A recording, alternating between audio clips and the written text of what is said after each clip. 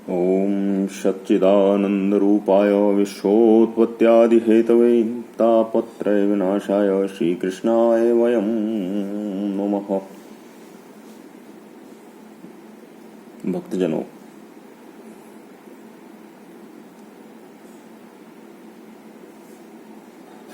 कलियुग केवल नाम आधारा, सुमेर सुमेर नर उतरहि पारा। ये कलियुग, इस कलियुग में एक बहुत ही बड़ी विशेषता है। वो विशेषता ये है कि कलियुग में प्राणी मात्र का उद्धार केवल और केवल नाम के स्मरण मात्र से हो जाएगा। कलियुग की सबसे बड़ी विशेषता है, कलियुग केवल नाम आधारा।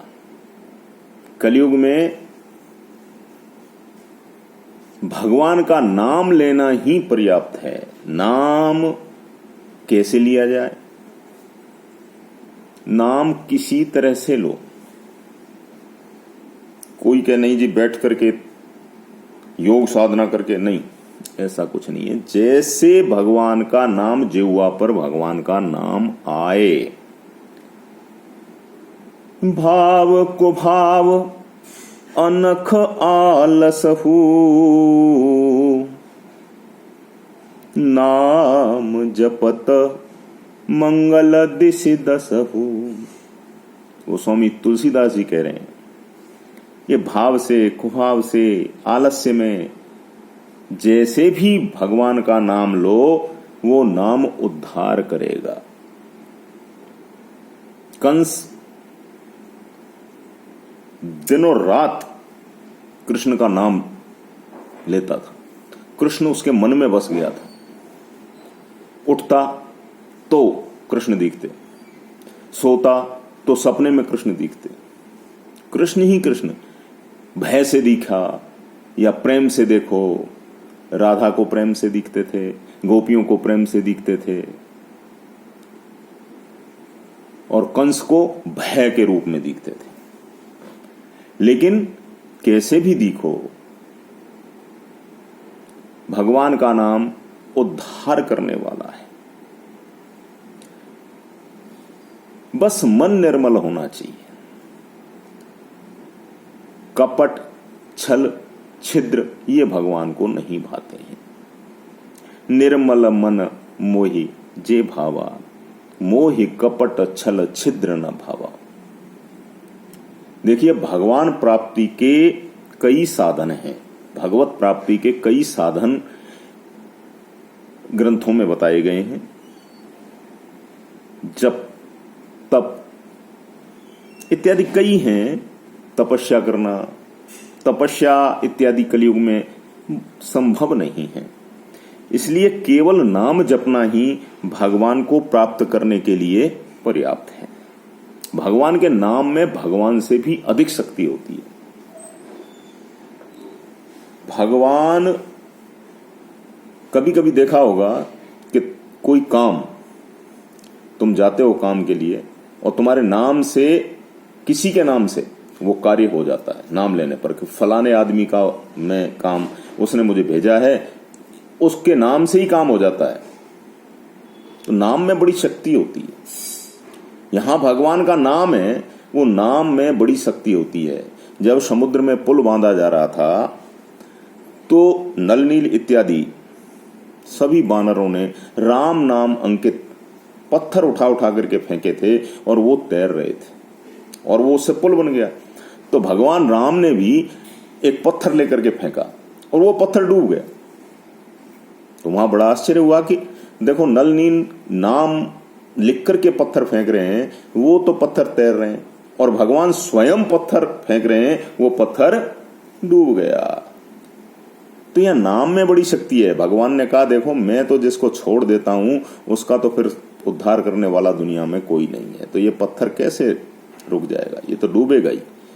इंसान भी या मनुष्य भी, जिसको भी मैं छोड़ दूंगा उसका कल्याण कोई नहीं कर सकता।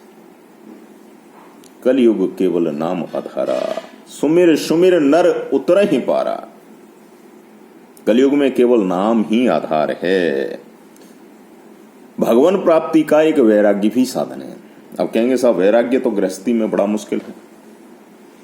वैराग्य का अर्थ क्या है? विराग, वी यानी विमुख होना। किससे? राग से। राग से विमुख हो जाओ, वैराग्य उत्पन्न हो गया मन।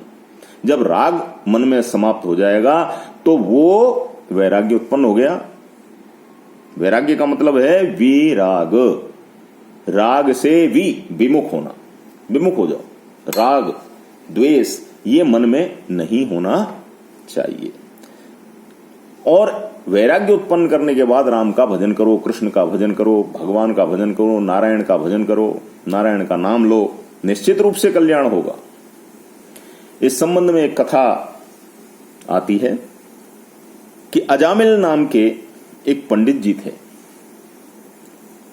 वो पंडित जी बड़े धर्मात्मा, बड़े पुण्यात्मा, बहुत ही अच्छे संस्कार उनके अंदर। लेकिन देखिए सत्कर्म करने वाले व्यक्ति को भी ये इंद्रियां ऐसी हैं कि इनसे कभी कभी कोई ऐसा कार्य हो जाता है जिसके कारण सारा जीवन बर्बाद हो जाता है। और ये जो दो इंद्रियां हैं जिनसे काम वासना प्रवेश कर जाती है शरीर के अंदर, वो हैं आंख और कान। आंख और कान। आंख से अगर तुमने किसी कुकृत्य को देख लिया तो तुम्हारे अंदर वो वासना पैदा हो जाएगी। कान से अगर किसी कुकृत्य को सुन लिया तो वो वासना तुम्हारे अंदर पैदा हो जाएगी। तो ये पंडित जी एक दिन नित्य कर्म करके निकल रहे थे। वहां किसी गणिका यानी वेश्या को पुरुष से संसर्ग होते हुए इन्होंने आंखों से देख लिया। तुरंत आंखों के द्वारा काम प्रविष्ट हो गया इनके अंदर। तब तो इतने कामुक हो गए, इतने उत्तेजित हो गए कि उस गणिका को बोलने लगे कि तुम मेरे घर चल के रहो, मेरे पास अपार संपत्ति है। अब गणिका को क्या चाहिए? वेश्याओं को क्या चाहिए? धन संपत्ति। चल दी और उनके घर में रहने लगी।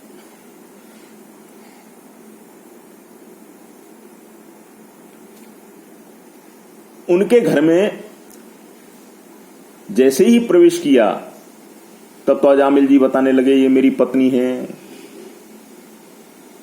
ये मेरे सगे संबंधी हैं घर में। तब तो वो गणिका बोली अगर ये लोग यहां रहेंगे तो मैं यहां नहीं रहूंगी। अब अजामिल तो इतना कामासक्त हो गया था कि गणिका के सौंदर्य के ऊपर उसने अपनी मां और सब सगे संबंधी, पत्नी इत्यादि सबको घर से बाहर निकाल दिया।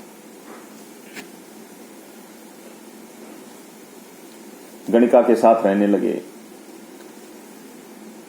अब संस्कार तो जाने नहीं है। उस संस्कार से पंडित जी सुबह उठें और कई घंटे भगवान की पूजा इत्यादि में लगा दें। गणिका डांटने लगी कि इस घमंड से क्या होगा, इस तरह के प्रोपेगेंडा करते हो इससे क्या होगा, जाओ कुछ धन कमा के लाओ। ऐसे करते करते धन के लालच में अजामिल पंडित जी से डाकू बन गया, लोगों को लूटने लगा।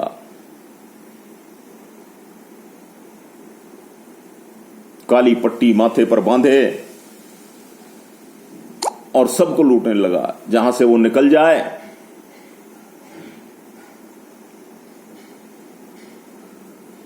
तो वहां पर